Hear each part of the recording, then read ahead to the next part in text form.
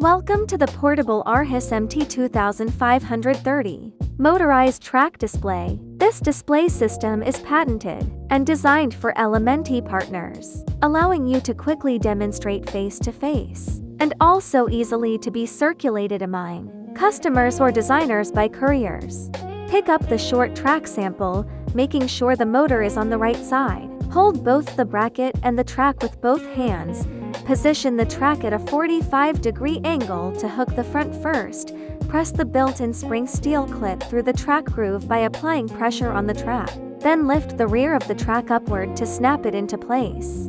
Before installing the motor, please ensure the drive shaft connector is properly aligned. Keep the motor locking knob facing backward. Push the motor vertically upward into the track connector, then rotate it to the right to securely lock it into place. When hanging the curtain fabric, start from the last guide wheel and skip the second hook hole. This small step allows the pleats to distribute more evenly during opening and closing, preventing excessive fabric compression.